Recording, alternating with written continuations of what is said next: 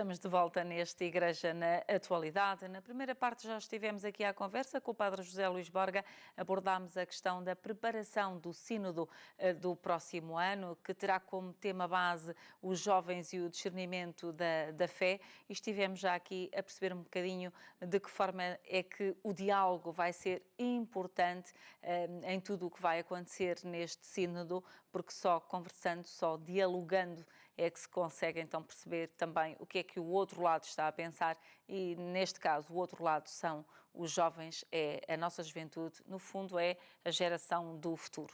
E agora, Padre, nós temos aqui uma outra questão que tem que ver com a recepção, a conversa que o Papa Francisco teve precisamente ontem, quinta-feira, na Sala Clementina, se não me engano, no Vaticano, com os bispos que foram, portanto, ordenados nos últimos 12 meses, no último ano. Tem um aninho de bispo. Tem um aninho. Nem isso. São fresquinhos, ainda precisam ali assim de umas dicasitas. E o Papa deu ali assim algumas achegas jeitosas, diria eu, nomeadamente sobre discernimento espiritual e pastoral. Não notaste aí uma repetição da palavra discernimento? Não é? Para os jovens, discernimento. Para os bispos, discernimento. Discernimento. Discernir é das coisas mais... Voltamos àquela história. No dizer do próprio Papa, é uma ação do Espírito Santo. A capacidade de iluminar as coisas e não confundir aparências com verdades e não confundir aquilo que a gente parecia ser com aquilo que realmente é. E aqui aparece uma das maiores necessidades, diz aqui, o Espírito Santo é o protagonista de todo o discernimento autêntico.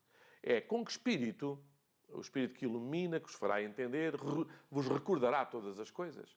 O tal paráclito que os bispos devem ter, mas que diz aqui o Papa de uma maneira muito bonita, isto dito para bispos a começar é muito interessante, se bem que se dissesse bispos a acabar também seria interessante, mas este a começar. Dizia de uma maneira muito bonita, somente quem é guiado por Deus tem título e credibilidade para ser proposto como guia dos outros. A história é que, às vezes, e ele fala aqui de uma maneira, eu falava há pouco de diálogo, um bispo não pode dar por certo a posse de um dom tão elevado e transcendente como se de um direito adquirido sem cair num ministério infecundo. Aquele bispo que acha que já ele vê tudo, que ele é que sabe, que ele é que entende, porque é o bispo, ele é que decide, corre o risco de cair num ministério infecundo, ou seja, ninguém o ouve. Ninguém lhe dá importância. Ele fala para um lado e a malta vai para o outro e ninguém está muito interessado. Ele escreve e ninguém o lê, ele fala e ninguém o leva a sério. Porquê? Porque não gastou tempo a ouvir. É fundamental. E o discernimento começa precisamente não é por causa, o Espírito fala-nos aos ouvidos, o Espírito fala à sua igreja. Ele fala e nós temos que escutar. O discernimento nasce do coração e na mente do bispo através da sua oração, quando coloca em contacto as pessoas e as situações confiadas a ele com a palavra divina proferida pelo Espírito. Há aqui dois binómios. Ele tem que falar do que Deus quer dizer ao seu povo. Ele está em nome de Deus. Ele é a testemunha mais responsável. Uma diocese é o sucessor dos apóstolos. E os apóstolos foram enviados a anunciar o reino. Portanto, tem que anunciar um reino. Mas depois tem que, na sua oração, escutar. Veja-se estes dois pontos. Fazer a ponte. Por um lado, o que Deus diz. Por outro, o que o povo que lhe está confiado, sente, pensa. Porque senão, lá está, voltamos a não... Isto depende de uma coisa que se chama, volto a dizer, o diálogo. É nesta intimidade que o pastor amadurece a liberdade interior que o torna firme nas suas escolhas. E um dos seus comportamentos pessoais e eclesiais é esse. A firmeza não é porque mando, sou a mandar. A firmeza é porque o que eu vejo é necessário ser entendido. Então posso explicar de 30 maneiras. Não é? Se é importante, repara, se é importante ler-se um texto e esse texto ser meditado, eu tenho que mostrar a importância que esse texto reveste. E o que é que se espera da leitura do texto. Não é? Quando eu entusiasmo os meus paroquianos, porventura, a entrarem com isto, eu estou a falar isto porque eu estou a ouvir isto e estou a pensar o que é um pároco. Um pároco, à escala, é isto na sua paróquia. É? Eu gasto mais tempo, às vezes, a entender o que é que as pessoas estão a pensar. Não para pensar como elas, nem para mas para que aquilo que eu diga seja oportuno e seja operante. Não é? há algumas até se sentem muito mal, porque é evidente, a gente fala de coisas que as pessoas... Imagina, aconteceu lá um quiproquo que toda a gente fala na aldeia. Pois eu posso trazer isso como assunto para a homilia, sem que isso seja desvirtuar o que eu estou a falar da palavra de Deus. Esse é que é o assunto. Quer dizer, ao padre ou ao bispo, a gente não está ali para fazer opinião, nem para entrar em quesílias, mas para que a palavra de Deus, concretizada, o Papa fala encarnada. Encarnada não é por ser a cor vermelha, quer dizer, ganhar carne e não ser apenas uma coisa etérea. E quando ganha carne, é muito suavezinha, quando a gente faz festinhas, mas é muito doloroso quando a gente espeta um garfo, não é? A carne tem esses sinais nervosos, sente-se muito acomodadinha e muito feliz quando é uma coisa suavezinha, mas quando a gente dá um beliscãozinho, dá logo efeito, não é? Uma coisa encarnada. Diz o Papa, ainda muito bem, discernimento e escuta. O discernimento é o dom do Espírito à Igreja, ao qual, vou chegar a andar aqui para o lado, o Bispo é chamado a viver o próprio discernimento de pastor como membro do povo de Deus, na dinâmica sempre eclesial ao serviço da comunhão, da koinonia, é assim que se diz em grego. O Bispo não é um patrão, um pai patrão, autossuficiente, é assim porque eu mando, e às vezes é muito isto. Não é? Vais mudar de paróquia porque eu estou a dizer. É só porque sim. Não, porque é evidente que o Bispo é que manda, mas convém que ele, antes de mandar, entenda o que é que está a mandar. Porque às vezes até pode estar a tomar uma decisão menos conveniente, diria eu, para a comunidade. Basta ele ter a plena noção que apenas está a fazê-lo pela sua cabeça. Exatamente. Ou sem considerar aquele em quem está a mandar. É claro, isto vai desde a escola. Se eu mando fazer um trabalho a um aluno meu, que sei que ele não está motivado para o fazer e que vai fazê-lo de má fé, eu não posso esperar dele um resultado muito interessante.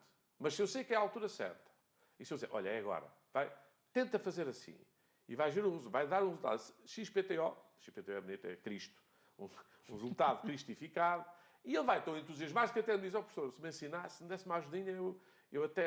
Veja lá se já está... Portanto, estou a acompanhar, mas há um desenvolvimento, não é?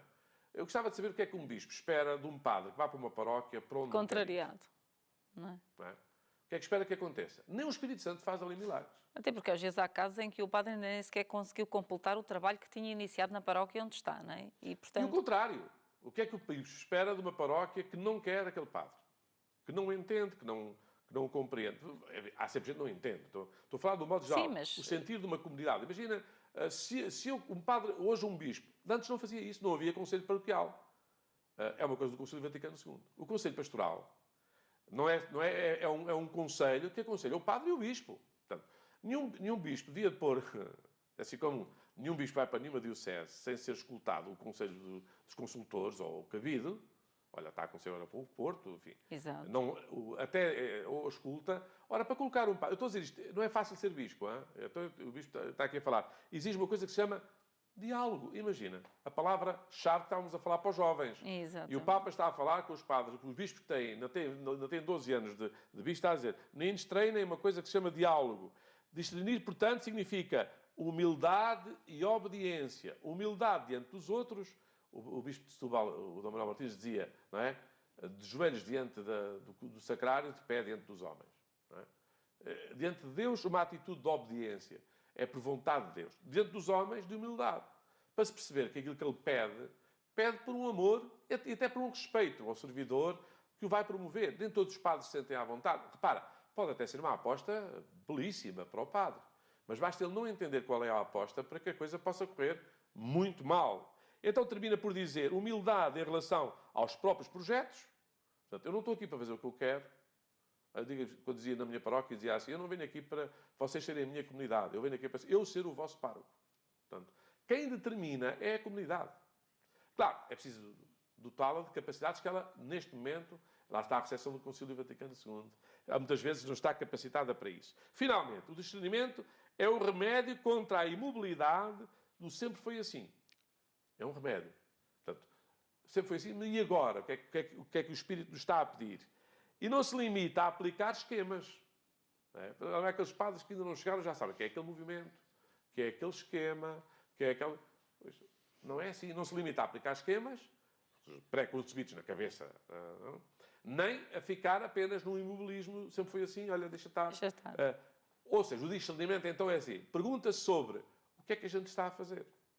O que é que nos anda a acontecer? Que vida é a nossa? É aquela pergunta que meu pai dizia sobre eu fazer um disparate. Oh meninos, que vida é a nossa? Nem se vê jantar, nem estão a fazer o quê? Que vida é a nossa? Não é?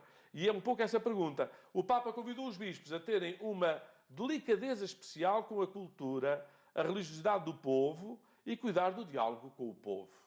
É nisto que os bispos devem gastar muito tempo. A ouvir, para que aquilo que saibam porque é que dizem, saibam como é que é escutado e saibam tudo isso por uma grande... É uma tal delicadeza, é tipo enzima. Um bispo pode não ter muitos rasgos de coisa, mas deve ser um especialista numa coisa que se chama dialogar. Ouvir, fazer-se ouvir. Não é? Eu digo às vezes ao meu bispo, a gente gasta-lhe não sei quantas horas a ouvi-lo no ano, ou são horas, é homilias, é orientações pastorais e tal, gastamos horas, e ele não gasta às vezes, para ouvir um padre, é preciso pedir um requerimento de alto calibre. Não é? Pronto, se calhar. Ou seja, diálogo é fundamental. Nem toda a gente tem facilidade. Eu acho que isto é a característica mais necessária para qualquer líder. É, hoje em dia, dialogar. Sobretudo quando não está a fazer pela sua cabeça, mas está a fazer pela vontade de Deus e pela conduta que se espera, que Deus espera dos nossos servidores. Nós somos apenas servos inúteis. Mas que se perceba em nós como Deus quer e está a fazer-se ouvir e a acolher e a entender as situações. Portanto, discernimento. Curiosamente, eu peguei nisto porque, afinal, aquilo que estamos a falar com os jovens, e para eles serem capazes de discernir e tudo mais, estamos a falar com os maduros, porque um bispo é um ancião. É alguém já maduro, é alguém... Todos precisamos de discernimento, não é? Afinal, haja diálogo, haja vontade da gente se encontrar e da gente se entender, porque devo dizer que é aqui que a gente se magoa, mas é aqui que a gente também se encontra e abraça. E abraça. Muito bem. Padre, próximo assunto, tem? Tenho só um final. Então vamos lá. Depois de ir para os assuntos que tu querias certamente trazer. Que é aqui final, que é o padre Laurentin, ou Laurentin, deixa cá ver se isto abre, para a gente ver a figura dele. Muito bem, vamos lá ver. Nesta semana tivemos um bispo que partiu para o céu. Temos aqui o padre Laurentin, que é francês, está a saber pelo nome, cá está a fotografia dele. Um homem com 99 anos, ia fazer em outubro 100, e é dos homens mais importantes na teologia católica, é um francês, e sobretudo nas aparições de Lourdes. Assim, nós estamos aqui no centenário de Nossa Senhora de Fátima. Este homem escreveu, eu aliás tenho aqui também uma expressão da biblioteca de uma estante virtual. Fui à procura dos livros do padre Laurentin, e só para terem uma ideia, peço agora que ponham, já está a ver-se, exatamente, só para verem a quantidade de livros que este homem escreveu sobre teologia, sobre Nossa Senhora, sobre o papado, o primado do Papa. Enfim, um homem que durante tantos anos escreveu muito, pensou muito, e aquilo que escreveu e que disse foi para muitas gerações um autêntico farol. Cá está. Às vezes o tempo que a gente gasta a pensar evita muitos problemas porque ilumina a realidade. Este homem partiu no dia 10 deste mês para o céu. Acabou o seu trajeto e deixou um legado imenso, particularmente pelo Santuário de Lourdes, que é também um grande santuário europeu de Nossa Senhora, mas também pelo entendimento, não é? Da eclesiologia, da sacramentalidade da Igreja. Foi um homem também importante do Concílio Vaticano II, diga-se da verdade, sobretudo pela figura e pela forma como Nossa Senhora também está expressa na Constituição sobre a Igreja, na Lumen Gentium. Portanto, vale a pena ler os textos de... Portanto, o homem partiu, mas deixou-nos um legado muito interessante na sua perfeita escrita e nos seus muitos livros. Muito bem. Só porque falámos disso, Padre, quer alguma palavra em relação à partida do Bispo Dom António Francisco dos Santos? Eu acho que são as surpresas de Deus para nos mostrarem que o importante na nossa vida não é a quantidade, nem a durabilidade, mas a verdade. Eu acho que a vida, e nisto também podemos dizer, eu tive a graça de o ter também em grande conta, éramos amigos, ele tinha uma delicadeza que não era própria comigo, ele de facto tinha alguma facilidade em estabelecer amizades e em relacionar-se com um amigo, sem grandes dificuldades, procurava encurtar distâncias e abordava, enfim, pessoalmente posso testemunhar isso. Mas para nós, olha, ouvi uma coisa que se calhar nós dizemos às vezes da boca para fora, e talvez valha a pena aqui, estamos em conversa de amigos, ninguém nos está a ouvir, portanto, vale a pena aqui dizer, alguém dizia, e era um colega meu sacerdote, que ele foi antes do tempo.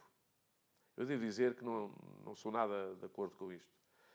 Os tempos de Deus, nós nunca os entendemos. Não? Há pessoas que, para só nascerem, ainda vão nascer, pessoas que vão ser tão importantes para aquilo que nós andamos aqui a lutar, mas ainda vão nascer daqui para a frente. Eu acho que quem tem fé, tudo tem o seu tempo e nada escapa aos desígnios de Deus, sejam eles mais misteriosos que nos apraz, não é?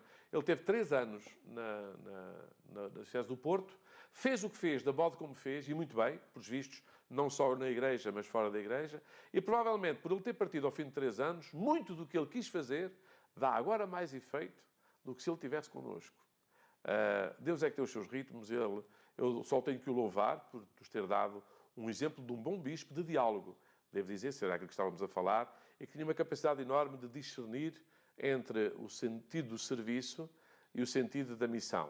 E eu acho que nisso, enfim, fez-me um jeitaço na Conferência Episcopal, deixa um legado, e enquanto a gente o lembrar, temos boas razões para acreditar que nada está perdido, e tenho a certeza que quem vier a seguir, eu lembro quando ele substituiu o Dom Manuel Clemente no Porto, toda a gente achava que era passar, desculpa lá o termo, de cavalo para burro. Ou seja, seria uma grande figura da Igreja, já o era, o Dom Manuel Clemente, ainda por cima para vir para Lisboa, tinha ido de Lisboa para lá, enfim, uma grande confusão. Quem vai substituí-lo? Achou-se tudo, ninguém se tinha lembrado do António Francisco. Talvez por ser Francisco também, o Papa Francisco, está aí o Francisco, chega, vai o Francisco para lá. Mas, ao fim de 3 anos, bonito ver que nessa altura a Diocese de Aveiro chorou a partida do seu bispo, não é? Eu até lá um outro, um Monteiro, também bem interessante, ou seja, bem à altura da continuação. O que a gente tem visto é que os sucessores, não sei se são melhores ou são piores, têm estado ao nível dos sucedidos. Portanto, acredito que o que vier a seguir, até pela cama que está feita, não é? Provavelmente fará um trabalho tão digno quanto interessante no seguimento. Não substitui ninguém, continuará. Aqui ninguém é substituível, porque cada um tem um lugar que ninguém ocupa. É? Portanto, o Dom António Francisco, que seja agora participante, ele chama-se dos santos ainda por cima. Exatamente. Com os santos, viva agora a plenitude de tudo em que acreditou e nos legou, e agora quem vier a seguir não sinta pelo menos o medo que ele pelo visto sentiu quando, a ser verdade. Quando desafiaram a assumir a Diocese. Não tenho dúvidas que é verdade quando, pelo menos o Dom Manuel Clemente disse, ou confidenciou, que ele teria abordado com medo porque a Diocese do Porto, de facto, é uma grande diocese, e é preciso, tem tido bispos de grande rodagem, porque de facto é uma diocese, tal como Lisboa, é uma grande diocese e com realidades humanas e sociais muito exigentes e, portanto, não será um bispo qualquer, e acredito que quem vier a seguir fará certamente um lugar à altura do que fez, felizmente e com tanto brio, o Dom António Francisco. Estamos mesmo quase para terminar a nossa conversa. Padre, queria só aqui abordar um desafio feito pelo Papa Francisco aos jovens, tendo em conta a conferência que está a decorrer sobre a desertificação na China, em que lhes pedia que eles transformassem os desertos em jardins. Isto é, mais uma vez, o Papa Francisco a abrir caminho para a juventude. Eu acho que as novas gerações que vão pagar a grande fatura do que está a acontecer. Eu já tenho 52, mas já olho para os meus sobrinhos e a coisa não se me afigura. Os meus netos, sobrinhos netos, que têm agora 2 anos, 3 anos, não se afigura muito risonho. Agora, a história é passarmos de uma mentalidade e de uma economia de consumo para uma sustentabilidade. Isso significa, muitas vezes, ficarmos numa coisa que antes se dizia muito, que era na simplicidade. Normalmente nós complicamos, agarramos, que se farta. Eu termino com essa história que é muito elucidativa sobre a loucura do consumo, que é 2 macacos que entram no milharal, eles para comerem uma maçaroca de milho, começam a apanhar os milhos todos e a porem debaixo da cova dos braços. Só cada vez que abrem para apanhar outro, cai a maçaroca. Então vão dizimando tudo. Cada vez que vão apanhar uma nova, como não se contentam com a que têm, querem mais outra. E então põem debaixo do braço para levar. Só que abrem e vai caindo. Vai caindo. Portanto, eles vão andando. No fim, depois da devastação toda que fizeram, sentam-se gostosamente a comer a última que tiveram na mão, já não tem mais nenhuma para apanhar, e a comer. Portanto, deviam ter ficado na primeira. E um pouco esta loucura que a gente tem hoje na sociedade, é que as pessoas querem apanhar tudo, acham que tudo é oportuno, tudo é para apanhar, e depois perdem a simplicidade de viver exatamente aquilo que afinal tinham tudo para viver e não viveram. Ora, isto nos jovens significa basicamente que é o deserto que está fora, quando encontra desertos interiores, é secura sobre secura. Então, usemos a palavra que o próprio Jesus dizia, não é? Quem acreditar-me, farei correr, jorrar do seu interior rios de água viva. Então, quando eu me sinto amparado, animado, respeitador, por que não dizer consciente das problemáticas, no caso da desertificação, podia ser não apenas climatérica, mas a desertificação humana. Olha, sentir que a gente vive sozinhos. Estamos praticamente sozinhos. Então, do meu interior nasce aquele rio de comunhão, de respeito, de atitude, porque vai fazer com que não só a gente não leve a mais esgotamento dos recursos, como, porque não, até a realimentar os recursos e torná-los ainda mais fecundos. Se não forem os jovens a viver estas causas, quem vai ser? No fundo, estão entre a inocência das crianças que nem entendem os problemas e entre a preocupação já desesperada dos adultos que acham, mas também já não é para a minha vida e já estão numa de, quanto pior, melhor. Não, os jovens estão naquela ponte, talvez por isso mesmo são aqueles sem os quais este problema não pode ser sequer diminuído, como não enfrentado. Portanto, os jovens são aqueles que têm mais condições e nos dão mais esperanças que as coisas para tentar consigam mudar fazer. tudo isto, não é? Muito bem, Padre, e é assim que vamos chegar ao final da nossa conversa. Marcamos encontro para a próxima semana, está bem? Olha, se portares bem, eu volto. Ok, pronto, fica à espera. Vamos finalizar este Igreja na Atualidade, contudo lembrando aqui que pode acompanhar no dia de amanhã, sábado, aquelas que vão ser, no fundo, a peregrinação jubilar das Filarmónicas. Cerca de 1.750 músicos vão estar no recinto do Santuário de Fátima. Ao meio-dia apresentam-se a Nossa Senhora, depois às 3 da tarde há a missa no recinto do Santuário. Tudo para acompanhar em direto aqui na Ângelus TV. É assim que encerramos este Igreja na Atualidade. Desejo-lhe a continuação de uma excelente sexta-feira e um ótimo fim de semana.